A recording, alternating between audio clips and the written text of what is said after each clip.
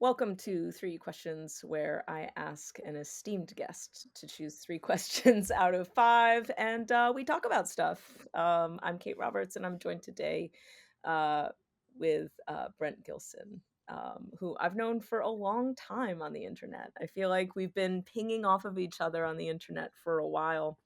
Brent is a really vocal, committed, inspired 11th and 12th grade teacher in McGrath, Alberta, Canada. He's our first international guest. Brent has written for CCIRA and Middle Web. And the thing is, like, the way that I know Brent is just with his like constant, consistent, strong, kind voice advocating for like authentic and equitable reading experiences for kids and writing experiences for kids. And what I love about his voice, your voice, Brent, is just how consistent you've been. That you've just been a real voice out there on the internet, just continually beating the drum of some things that I think are beliefs that you and I share. So thank you so much for being here Oh, with me. thanks for having me. Our 15th attempt of recording this podcast. Been a journey. We could write a book about this journey, actually. I think we should. Maybe. I mean, I don't know that it's going to be like a good book, like, or one that anyone would want to read, but I mean, we could write the book. I feel like we could. Journey to the podcast. It's kind of like the Odyssey. Yeah. A series of unfortunate events is what we would call it. It's kind of like the Odyssey, just not at all like that. Anyway, thank you, Brent. No, thank you. It's fun. So, Fun to first be a part question of. that you chose was question number three, which is, what is your favorite and least favorite word in education? This So might many. be this might be controversial, Yes. but really, like my favorite word, especially in the last few years, has been balance. Oh, Um, I think about it like balancing our own lives yeah. and like balancing, helping my students balance their lives. But then largely it's more about the battle of, Mhm. reading instruction and what that looks like. And I just How would think you people have missed the characterize mark. that battle if you were to put that into words, right? Because we're in the middle of it. These reading, I hate Foolishness. the phrase reading wars. You know what I mean? Just like Yeah, I don't like being on the front lines in schools. I'm like, these are not wars. Wars are yeah, horrible. This is an argument exactly. we're having that Yeah, has real we're effects having on a kids. passionate discussion. The thing is that I just think that the whole thing is foolishness. Mhm, That is truthfully what I think. I think it is people, like I was just saying the other day. I think people that like to sell things mhm, saw an opportunity where teachers were really tired mhm. Yeah. and they decided to seize the moment and say, what you're doing isn't good enough. But if you want to buy our programs, it's going to make your lives easier. Mhm. You won't be as tired because all you have to do is follow our little programs, and and then kids will like read more, which like we know isn't true. So Right. then it's just a matter of like, I think we need to have actual balance. And I'm not just talking about balance literacy because that gets people's like hackles up and they just are all upset and like, no, we need whatever. We just need to be able to say, okay, this is what my kid needs. This is Yeah. what my students need. And that's what I as a teacher need to do. Yeah. And for every kid that's different. Yeah. The idea that every kid should be taught the same is so ridiculous Yeah. because there's not a single kid that is the same, Right. right? Like personalities are different, skill levels are different. I had a grade 6 student when I taught elementary school and could not read Mhm. very well at all. He struggled with being able to decode words, all these sorts of things. We started reading hunting articles because he loved hunting. That's it. And he started picking out the words. And then when we come to those words again later, he was able to read it with no problem Yeah. because he was seeing the patterns in the words. But he got to grade 6 without being able to do that work. Yeah. There's no way that there are teachers beforehand that didn't say, okay, let's sit down and do this blend and let's do this and let's do this. Yeah. It took him time, right? And I had to be responsive to what he needed in that moment. And that's what I'm talking about with balance, is this idea that like we can't say that one person is right or one method is right when we have millions of different kids with different skill sets and different passions and different, developmental rates and all of these sorts of things. So that's why I just think it's foolishness, this this reading conversation has gotten to the point where people don't even want to listen to each other, Nope. right? We're just It's like every other topic, right? We're on these two sides where we don't speak to each other, we don't hear what's underneath what we're saying, and where we have like some common ground and real differences. I always feel like it feels like the conversation could have really just been about rebalancing things. that's You know what I exactly mean? it. Like, Yeah, yeah, fair critique. So much fair critique of balanced literacy, right? So yeah, much fair pointing out of things that weren't in place in that model, exactly. especially as kids get older, right? Or as younger. And instead, to your point, it did feel in many ways like a power money grab. Yeah, Right? and Let's I take think the too money that we just away from ignore, like we've ignored that there's a teacher component of it too, yeah. right? Like balanced literacy, perfectly fine how it is. How that model was taken and executed by teacher X is going to be different than teacher Y. And we're saying, no, it's balanced literacy that's the problem. Like, no, Right. let's just take a moment and say, maybe this person's not doing this part of it right. Right? Maybe this person, I taught grade 3 for a number of years. I did more structured literacy, as thou, that's the new That's term, your but turn right? now. I did that work inside of my balanced literacy time because I knew this kid needed this and this kid needed this, and right. So anyway, Well, and it's then just like, this idea. Oh yeah, go ahead. no, I was just going to jump to my least favorite, but we can keep going Well, with yeah, this. let's linger for a moment because you said a bunch of things that I do want to just stay with for just a second because like This is a long time in the making. We can talk as long as that's you what want. I'm saying. This is taking a year, Brent. Don't leave me yet. We're never gonna get in the same square boxes again. So this is it. We're talking. If anyone's listening, this is going to be a 3 hour long podcast. This is like serious. Okay, so what I wanted to say was something amazing. Oh, that like when it's this idea of like as a teacher and I always have gaps in my understanding of how to teach, right? Like there's things now that I'm like, oh, I really don't know about that, and I should develop some skills because, right, to your point, it's really hard to meet each individual kid's need if you don't have the knowledge of how to respond to different needs. And what's happened in this pendulum swing is that we grow teachers who know one way that's an extreme, and Yeah, we don't give them the knowledge on the other side of things so that they can respond and actually balance their curriculum and their pedagogy a bit, right? yeah, that's exactly like my university. I feel was very different. It's not that we spent a ton of time on like the early reading, skills, but we did spend some of it. So when I see people talking like I was never like they don't teach this in university, I'm like, what universities? Like maybe they didn't in yours, Yeah. but like I knew that I had to have word work and I knew I had to have time with phonics and I knew I had to have those things with my early reading students. Yeah. I don't need to have that same time with my grade 12 students, right? But there's people that will argue, like, I was actually made to do a phonics type reading test with grade 12 students when this whole new Oh, science of reading kick started again. They're like, oh no, we need to check everyone. I'm like, I am not having 18-year-olds read like CVC words for me and time them. That is the stupidest thing I've ever heard. But that was the direction right.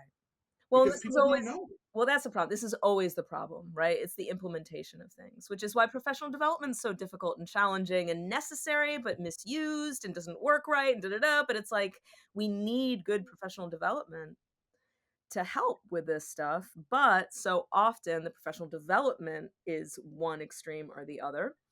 And Absolutely. has And this then it goes back to the absolutist, it's balance. my way, I'm right, and that's partly profit driven, right? Because it's like I'm right, so you should buy my materials or my whatever. Yeah. And then people don't get that balanced sense of how to teach. Well, that's exactly it. And we have people making decisions that, Yep. don't actually teach. They're not in classrooms. They don't teach teachers even, like they actually aren't teachers. Yeah. They're managers that Yeah. are making decisions telling us what we need. And it's like, well, that's actually not what I need, but it's fine. Without listening to classroom teachers, right? Like for the past few years since the pandemic, the thing that has been just a consistent alarm for me is just how much and often classroom teachers aren't listened to, which Mhm. I knew before the pandemic, obviously, but it just was less critical. Do you know what I mean? And Yeah. now it just is devolving where, yeah, classroom teachers know. Do you know what I mean? They may not, like, you may not be able to say it the right way or with the right tone or with the right research cited or whatever, but we know, right? Yeah. And that's one of the things like during the pandemic stuff, but then even after that, that you and Maggie do that I just love so much is that you like are trying to work directly to Yeah, what yeah. teachers like, you know, you said like self-publishing your book was difficult, obviously, but like that book is so valuable, Thank right? you. And so like the idea that like you're speaking to teachers and what teachers have said, these are the things that we need. Like I don't need a 17th edition of a book that was written in 1940, Right. you know, to teach because like my kids aren't from 1940. Yeah. You know, Well, I and need what something you now. yeah, well, what you said is really interesting, and I think it's part of this conversation. And then we will move to your least favorite word because we haven't even gone through My question least one favorite yet. word is going to cause problems, but I'm we'll so just excited. I'm so excited. So, but the other thing you said is you talked about how like what happens then is that teachers get tired, right? And I keep saying I've never seen teachers more tired than they are now, but I've been saying that since literally 2013. And yeah, I mean it every time I say it. Do you know what I mean? It's alarming to me. And like I think that's a big piece of this because I have deep respect and awe for just the labor of teaching, just the labor of it, the time, the effort. It crushed me sometimes. And so there is something I think that balanced literacy and sometimes a lot of us who have these big ideas or follow big ideas or do professional development off big, we have these big ideas, but it's like if we can't make it streamlined and practical and something that if I'm overwhelmed, right? I'm not saying all the time in my teaching career, but if I'm having a bad month, I can grab something and photocopy it. Do you know what I mean? Or I can just, yes, and it's not going to be the best and it's not going to be the ideal and it's not going to be what I would dream yeah, of or do a workshop at NCTE on, but like it got me to do some good work with a lot of kids, good yeah. enough. Well, and the thing is too is that you could do a work like I mean I've been to NCT. Some of those things aren't like okay, they're not great. So like you could Can't be controversial the whole time, okay? You can only I be mean, this is controversial for my life. half of the But time. but the thing is like you could because you could come up with something amazing, Yeah, right? yeah, Like yeah, I could sit down with you. Like I mean, I'll continue to plug your book, but I could sit down with it and I can go through something on like characterization, which I did, yeah, and I took it to school the next day, and it's turned into this amazing conversation. I'm yeah. looking at themes, and I'm trying to help my students understand themes, and we're reading Lord of the Flies because it's one of the books that's recommended, but also I'm actually really loving it. I can't lie. I Totally. mean, last time I read it was 20 years ago, but like I'm using those things and it's turned into amazing conversations. Those amazing conversations would fuel a presentation at an NCT. 100%, Do you know 100%. what I mean? And so I just think, like, yeah, I'm not talking about teachers pay teachers because that's just Right, straight trash. right. But like, I am like, there's things that people have made to Yep, support that's teachers right, that's like right, your work that we can amplify so that that's right. teachers don't feel shamed like oh No. man I can't believe I used this worksheet or I can't believe I did this like yeah I'm going to use a worksheet some days just like you're saying because I'm exhausted. Yep, and you have But 120 kids. You have 120 kids, and a bell's going exactly, off in 45 minutes or however long your periods are. Like, what exactly, divine do like we think? Like, you yes, can I save wanna a do book. reading notebooks. Yes, I think we should authentically have, like, colored pencils and make everything beautiful and homegrown and collages. I want that so badly, and I gotta be able to have a middle ground here. Do you know what I mean? Yeah, I need a middle ground where I can still be doing good, thoughtful work, but I can't yeah, I can admit it's kinda like I am in my entire life, right? Where I'm like, "I see the ideal. I see it. yeah. Can't reach it. Don't know how to get there, but I can get 5 steps closer." Do you know what I mean? Or 10 steps Yeah, closer. because like real life is so much more difficult than like the life that teachers put some teachers I'll Right, say some so people's feelings aren't hurt but right, that some teachers put on Instagram, right. right, or some teachers put on TikTok. Like my real life teaching and their real life teaching is way more Feels very difficult different. than when they put online and be like look at this great like anytime I do PD like virtually or in person I say to people like I'm so tired. Yeah. I don't want to be a Pinterest teacher. No. I have no interest. When I'm talking about doing like a book tasting, I am talking about putting books on a table and kids reading them. I am Yeah, not talking about a tablecloth. I'm yeah, not talking about finger food because that's going to get on the books anyways. I'm that's right. not making a silly menu. Yep. I'm not judging. If you have the No, time and it's the awesome. energy, It's crack on. awesome. Yay, do that, but it That can't is not be my life. that's the standard, right? And that's the problem with so much of teaching is that the Yeah, ideal becomes the standard, and then you feel like a bad teacher if you can't reach that level. exactly. whether And it's like I don't mouse have literacy, time. reading, book tastings, whatever Yeah. it is. Anyways, least favorite word by far, it's just horrible, is kindness. And I will say the reason why is because it was 'Cause you're a between that very or mean rigor. person. Because 'cause you're a mean person, And that's I'm why. the worst. I'm the Yeah, worst person. yeah. But it's between that or rigor because of both of those words I hate. But like kindness has been weaponized Yep, by bad teachers. yep, And that is why I hate it. yep. Because is my least favorite word because people will try and stand up for kids and call out bad practice Mhm, or they will say like, "Hey, you know what? That actually is racist." yep. Or that is homophobic. Or that is, like your little task that you've decided is so amazing that you put on your Instagram, that's terrible. And then I'm accused of not being kind. Like I don't care about your adult feelings.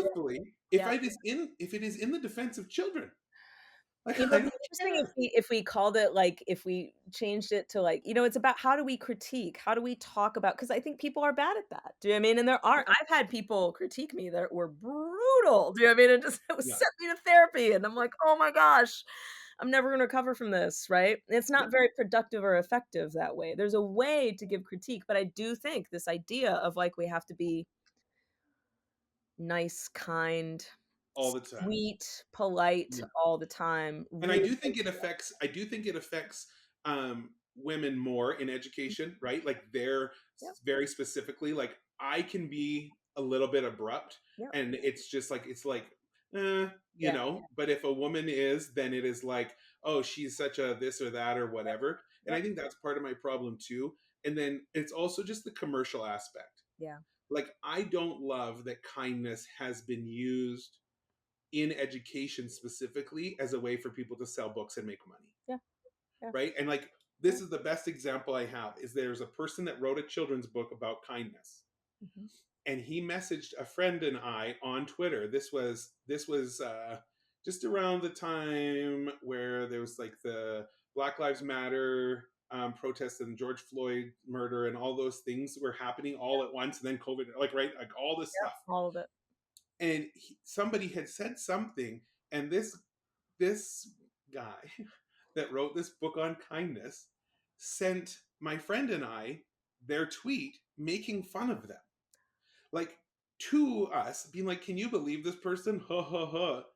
And I was like, "You wrote a book on kindness. You're an Kind adult." yeah, yeah, yeah, Like, and so then we like both my friend and I both called him out in this private message that he decided to just start. Like I was like, "I'm not friends with you. Don't message me." But anyway, and he blocked us. And I wow, was like, that's a perfect, it's a there it is. perfect example of why I don't love the word kindness. Yep, I want people to be compassionate. I want people to be able to learn. I want my students to be kind, yeah, sure, but I don't subscribe to this commercial kindness, no. right? Where we're it's just it's like, yeah, the Don't best thing subscribe ever. either. Do you know what I mean? The kids are like can smell that Yeah, a mile away, and, like, I think part of it is that, we talk a lot about, like, relationships and relationship building and all that, and that's a whole other kettle of fish that we could unpack, right? But yeah, if we care about relationships with our kids, a relationship is built on honesty. Do you know what I mean? And yeah, honestly, as a human being, there are hard things to yes, say to yes. people. Like, there And are things that it's bother okay. us, there are inequities that we have to solve, there are forces of oppression we have to push back against, there is practices that aren't effective. Do you know what I mean? There's all these things, but if we have to be nice all the time, we're actually not gonna have a relationship at all because 'cause we're gonna be, like, stuffing and sweeping And the that's rela exactly it, right? And it goes into this whole like, oh, you're shaming me, or oh, you're this. And like, first of all, if you feel shame because I pointed out something that you did wrong, then you actually deserve to feel that shame. Like, that's an internal thing. That's not a me thing. I can't make you feel ashamed. Right. That's So right. like you can feel that way. And I don't mean to sound like high horse about it because like I'm really not. No. But it's No, you just, aren't. it's like if you have to if you're trying to profit off kindness, and your number one defense when someone calls out your bad practice or your harmful, like your curriculum harm that you are actually doing, and someone Yeah. calls that behavior out, and your first thing is, why can't you just be nicer? Like, why can't you? Why can't you just be more thoughtful about the work you're doing or the way that you carry yourself in these online circles? It is a real aversion. I think it's true in education in general now, at least in America. I'm not sure how it is in Canada right now. You can speak to this, but I do think here we have this real aversion to feeling uncomfortable feelings, either ourselves or our students. Do you know what I mean? Like there's this way that it's like we don't want to feel things like guilt or embarrassment or whatever. But, like, if we're ever gonna get better, like, I'm doing all this online stuff, I'm doing it sort of as best I can in between things, you know what I mean? And, like, I'm not very good yet, and it's a little embarrassing, and I got some critique recently and some compliments, whatever, and it's embarrassing, it's an uncomfortable Yeah, feeling to be like, "Oh, it wasn't great," you know, whatever. But how else are we gonna learn, grow, move forward if we don't feel those feelings? And you see it in students too, right? I was just talking to a yeah, group of teachers about just reading, kids just opening up a book and reading with their eyes. And it wasn't happening ever, anywhere. We were talking about it, and they're like, well, the kids don't want to. yeah, I'm like, yeah, no, they don't. No. I mean, either do I, honestly. If you give me a choice, I want to do my phone, I want to do all the dopamine pinging yes, things. I don't want to sit and read. Uh, I mean, I'm yeah. sorry to admit that. I know some people love it.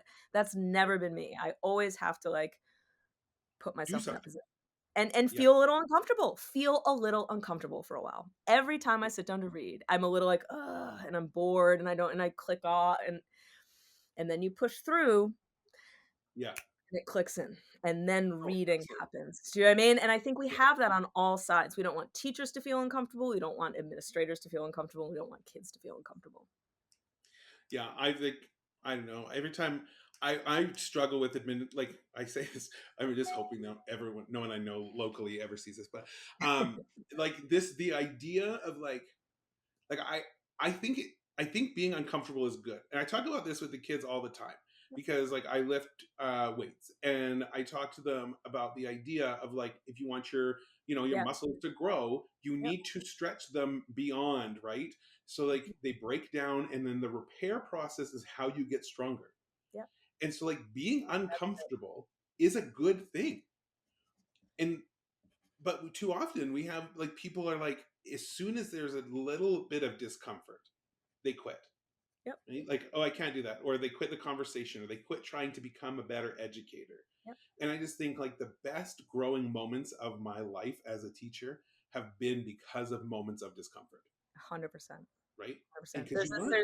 There's this it's a cheesy slogany saying, but there's a saying I heard that's like, "Pain is the touchstone of spiritual growth."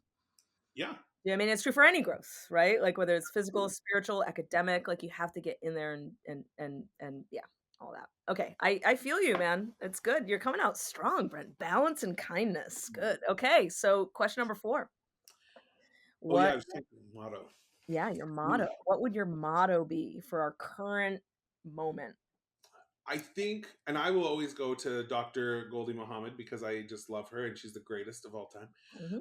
And I have her words, I have Kylene's words, I have a few other people like on the walls of my classroom, like blown up big, and the kids are like, "Who are those people?" I'm like, "Those are my friends." Like Aw, I mean, and I will claim them both as my friends, yep, and so I always think, and the quote above my desk is to start our students' um, identities with their excellence, right? aw, Like, and that really is, and that's Goldie's, and I just try to focus on that all the time. yeah, Like, that's what I try to focus on because it helps me to get perspective, yeah, right? Like, because there's times when it's like, oh my god, that was the stupidest decision you could have ever made, or like a kid comes in high, or like whatever, right? And you like in that moment, you want to focus on like the thing yep, that you did wrong is driving me crazy. yep, But if you take a pause and say like, okay, but they're also this, yep, right? Like they're great. Like this is their greatness. This is their excellence. This is the reason why I get up to do this job yep, because I get to work with these kids. The shortcomings are just temporary things, right? Like that's right, not who they we want them to right. be. And so like that was like I guess that's been my general motto, but lately, and this is very cheesy, it has been like the sun will come out tomorrow. And it's like if you if you have seen the clip of like Real respect. I think her name is like Sydney Christmas or something. She like won Britain's Got Talent Yeah, and she sings a version of it. I look it up. it's like it's like the what's his name? Spider-Man, Tom, oh, Holland, Tom Holland. When umbrella. the umbrella comes on, like I have a rule that if You I have to see this, repost it. yeah, if I see the Sydney Christmas singing of The Sun Will Come Out Tomorrow, I will like watch it no matter what. So like I've watched it about 400 times. Yep. But I was thinking of it. I mean, I've always thought it's such a cheesy song, but like the lyrics of it are so hopeful, Yeah, right? And so that has been something in my head lately of like, okay, today was really crappy and I'm really tired, but like tomorrow's new, tomorrow's right? new. Like I can start and I can go into tomorrow or like even this school year. I like made a promise with myself that I would be less cynical. It's like, I mean, it's going all right, but like I did. I said like, okay, I'm going to try and not focus on like the negative things, and I'm going to try and not allow other people's shortcomings to impact my mood or like how I am for my students, Yeah. and I feel like so both of those things, I guess. Both of them are so they have this nugget in it that feels really true and sort of part of what we've been talking about, which is this feeling of like it's just this idea of like starting again. Do you know what I mean? And like that you always have another chance. That's what's great about teaching, right? I mean, it's great about life, right? Yes, I Mm. mean, it's cheesy, but there will be another day, right? I had a mentor say to me sometimes, like when I would be all in my head or whatever, like, sounds like you just need to put the day to bed. Yeah. You know what I mean? And start again tomorrow. Sounds like they're gonna find no more solutions today to that problem, and you should start again, right? And this idea of, like, to start our students' identities with excellence, I hadn't heard that quote popped out like that. Oh yeah. He's amazing. Yeah. I have it behind my desk, so when people come into the room, they see it as they walk in Yeah, into it's the room, and yeah, and I mean it's it's Goldie, huge. so Well, she's the greatest. it's like this, it's like one of those ideals, right? Because, like, I hear that, and for me, someone who's a little hard on myself, who is imperfect, I'm like, "Oh, I can't do that all the time." Do you know what I mean? Or you say the example I think about it with parenting too. Do you know what I mean? There's times when, like, I can't be as patient as I know I should be, right? Or, like, I'm working with kids, and I'm like, I can't only see I'm seeing the deficits, I'm seeing this, or I'm Mhm. reacting emotionally. But there's that idea the sun will come out tomorrow, right? So like if I react in a way, and I think that again, because I think sometimes teachers, when it comes to that idea of seeing the brilliance in kids and seeing the good in kids, no matter what, and focusing on that as much as you can, whether it's in their reading, their writing, or their personality, right? Yeah, So many teachers, I think, get into it and then find that so difficult because it is difficult. Otherwise, yeah, it wouldn't be a motto. The reason why we have mottos is because it's really freaking hard. If it was easy, I wouldn't need a motto for it, right? yeah, So it's really hard. You start teaching and you're like, oh, these kids are naughty. Oh, that was rude. That was yeah.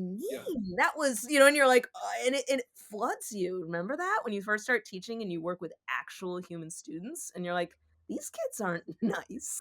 No, who sold me on the fact that they were going to bring me an apple? Like who? Did, I mean, Laughing at my jokes. No one thinks I'm smart and funny and kind and care about them. They're just like, "Shut up, lady," yeah. half of the time.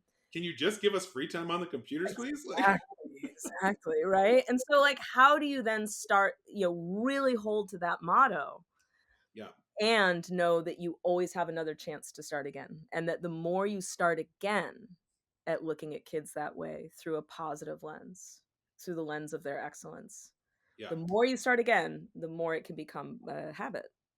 Right? yeah. Or something that you just do, that you default to. Well, and I think that's too. There's just a practice of finding out what the excellence of our students is Yeah, that is so powerful, yeah, right? It's like I'm going to get through whatever this is. yep, When you're struggling through something, there yep, is something that causes the struggle, and there's something on the other side of it, yeah. right? And it's like holding on to like try and get there is hard, It is hard. especially when it's like you're getting sworn at or a table thrown at you or Yep, whatever. But I have those stories where yep, it's like I'm not going anywhere. yep, Scream at me all you want. yep. I'll be here tomorrow. You'll be here tomorrow. We'll figure it out tomorrow. You know. My first year teaching, where I was not maybe a teacher of excellence that year, I had a kid at 8th grade graduation that year tell me, Miss Roberts, you didn't teach us anything, but you never gave up on us, and it's like there's something there, that I remember feeling early on in my career it's a good thing to just continually go back to, Yeah. do I essentially love these kids, right? Do I essentially see these kids as the, like, layered, interesting human beings they are? Or Yeah. am I boiling them down to, like, objects I need to perform tasks? Well, that's exactly it. And like, if we don't see them as like unique people, I mean, it goes all the way back to our reading conversation earlier. If we don't see our kids as the unique individuals that they are, how are we supposed to meet their needs? Right? And I That's don't know. that's it. Alright, last question. We're doing Okay. great. This is fantastic. Alright, what is my last question? It's about reading. Like, What do why you think so the you'll question need? essentially is, why does independent reading still matter? And I have qualified this throughout this podcast because I know there's lots of forms of reading out there that I honor and love. In this context, I really am talking about, like, my eyes are on print. Do you know what I mean? Like, it's feeling, like, old-fashioned sometimes, like, I'm sitting with a book or a screen and I'm reading words. Yeah. I think, and I was thinking about this after having like a really great day with my kids as we were reading a book together, Yeah. right? But I What are you think reading? we're reading we're reading the Marrow Thieves. Oh, cool. So I'm reading the Marrow Thieves with one group, and then I'm reading um, Lord of the Flies with a different, and then I'm reading The Great Gatsby with another because I have to. So Yeah. um, Contractually required as a high school English teacher. I mean, well, we're the kids have to take like this stupid standardized test, Yeah. and Gatsby is one that shows up often All as as a response one, and so it's just one that when I first started teaching course. the seniors, they were like, "Well, Gatsby's one that we've used in the past, or Gatsby's one you can use, and it tends to work for the test." Yeah. So blah blah blah. And we're having a lot of fun with it. Like I've turned it into a character study rather than like the American Dream because like we're in Canada. I don't need to spend time on that. But like Well, we you're do. not all coming down. We're doing so great. Come on, come on. Hey, maybe though. Maybe things are gonna get better. That's true. Maybe I'm remaining hopeful for you. Because we always follow suit. So if you guys make good Oh, decisions, then usually we do, and if you don't, then we don't. we're trying. We're trying. But yeah, so I was thinking about this, and I think that the biggest reason that reading is important, I think, is because it gives us power, right? And like that is it, because we're having these conversations about the Marrow Thieves, and we're talking about how like the start of it like sets this dystopian tone of like the world has gone to the crapper because of the environment, and then people stop being able to dream, and there's all these things, and it's all this horrific stuff, and the kids are like, well, but this doesn't happen actually. Mm. And then we started looking at like the different elements that she talks about in the book, right? The water went Yep. bad. Yep. Oh, wait a second, kids, isn't that happening Mm, somewhere? And mm, like the polar ice caps are melting, and like, hey kids, isn't that happening? And we're looking at all these different little elements of truth yep. that she uses to tell this frightening story of the future, Yep. right? And then it leads us into these conversations where it's like, well, what can we do to make a difference, Yeah. right? And that's what reading, for me, that's why reading is still so important and so powerful, because it helps kids to see a world that they don't maybe experience. Like my rural, you know Canadian kids don't understand um internment, Yep. right? They don't understand like that story, and that could be real. But explaining to them that the story starts with a president banning Muslim people from Right. their country, and Muslim written books, and all these things, and then saying, you know 5 years ago, 6 years ago, this actually happened. Mm, Like this actually happened, kids, and it happened after this book was written. yep. So like explaining to them, that we can kind of prepare ourselves to I guess face off with these injustices with books, Yeah. so that they inform us and they teach us. And that's the thing. I mean, it goes back in the Marrow Thieves, it talks so much about the power of story, Yep. right? And how it's like woven into the marrow of their bones, and like that's the power that guides them, Yep. and it's what's protected them from all these terrible things. Like, guys, this is it. Just the other day on the news, there was a story about a child that ended their life because of a relationship with a chat bot AI thing I that saw. was like, right. And I'm like, kids are like, well, this stuff could never happen. We look at a story like Scythe, Mhm. right, where like the dystopian world is controlled by this computer that does everything for you. Mhm. And now we have computers starting to do everything for us. Yeah. And if kids stop reading, Yeah. they're not going to get a glimpse into potential futures that they can take a role in making sure don't happen. I think that's really Right. right. Yeah. And so Because, like that, like, yeah. yeah, because even if you have the information, right? You think about climate change, and kids have had lessons probably on climate change for a long time, whatever, blah, blah, blah. But then you take those facts of our reality and you put them into fiction, and you put them into characters, and you put them into story, and you put them into emotion, into heart, into the human experience. And all of a sudden it's like a Trojan horse for that information. Do you know what I mean? It's like, yeah, I've heard all that information, but now I'm seeing it living in front of me. Right. Yeah.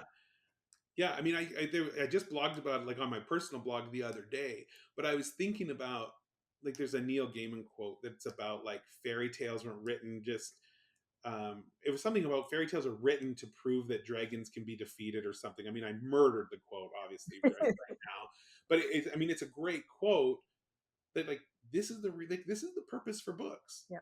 right? And if we take kids' abilities to read choice texts away from them Mhm, and allowing them to like pursue the things that they're interested in, mhm. and we replace it with textbooks and we replace it with passages, like that's a big thing right now, right? It's like, oh, kids don't need to read full books, they just need to read the passages that are the best about the books. And I'm like, sure, like I Sure. guess they could read those passages, but like they're not going to develop a hatred for Tom Buchanan by reading one paragraph where he's a jerk.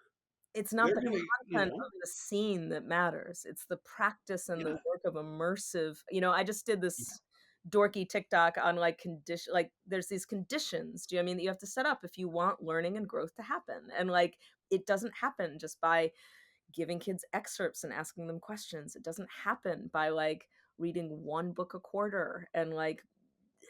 mining it for every single thing, that you could possibly take out of it. It happens through, like, reading a lot, practicing, getting in there and doing it and being in story. I also can't help but, the 2 books you talked about, like The Marrow Thieves and Lord of the Flies. What Are the Flies? There was something else too. Oh, Internment. Yeah. Oh yeah. Is that you have these themes and you have these issues in books, and it's like, it's we got choice reading going on in a lot of places, and then it's interesting how, as conservatism rose, why don't we want kids reading books? Why Well, do we and I wanna mean, that's the control thing. the I books mean, they read? Why do we wanna control all the excerpts they read from the books? There's, like, a through line there, right, yeah, about intellectual freedom, and maybe it seems ridiculous to talk about intellectual freedom for, like, a 3rd grader. I mean, it's easier to think about for a 12th grader, but, like, my 3rd grader has the right to understand the world both by the direction of his teacher yeah, and through the direction of his interests, emotions, needs, issues in the world. yeah. That's exactly it. And I just think, I mean, the only people that have ever, I mean, no good people have ever burnt books. This is true. It's just like, I'm This is true. sorry, like I feel like it's a safe, broad statement to Feel make. safe. Feel And safe to it's me. one of those things that I'm like, I'm trying to So decide if controversial, this, Brent. you So know, controversial. if this person is is a good person looking to do good things, book Yeah, burning is probably one of my like that's probably something I might probably question. not great. But, let's just say it's a big red flag that we have never, in our experience, experienced a good book burner. No, I mean, I've even struggled when I first started teaching. I mean, it's a very conservative area. When I first started teaching down here, I was in a meeting and a teacher was like, I don't allow the kids to read anything that I don't morally agree with. And Mhm. I was like, I don't understand what that means. Right. Like, you have the book on your shelf. And she's like, well, yeah. And then she opened the book and she had blacked out with a Sharpie every book in her library, any word that she did not think was appropriate or content that she did not deem appropriate. And I was like, but you teach literature. Right. Like, don't you think that the words that the author chose to use Right. are important? Right. Like, this is teaching these kids this. I mean, we're listening to the Marrow Thieves as the audiobook because So it's good. like Yeah. a lower class Yeah. of like Yeah. readers, the group, and it's the only way they can keep up with us. And I mean, when those f bombs drop, let me tell you, they are They're very engaged. engaged. They're engaged. You know? I Well, mean, and look, I get it, it's complicated stuff, right? Because, like, I'm a parent now, and I'm friends with lots of parents, and, families do have very different values and different senses of when they want their kids, like, exposed to stuff, and there's arguments to be made there about how much can you control that, and are you controlling their internet access, and, yeah. there's, like, hypocrisies inside of But that I you get to make decisions for your kids.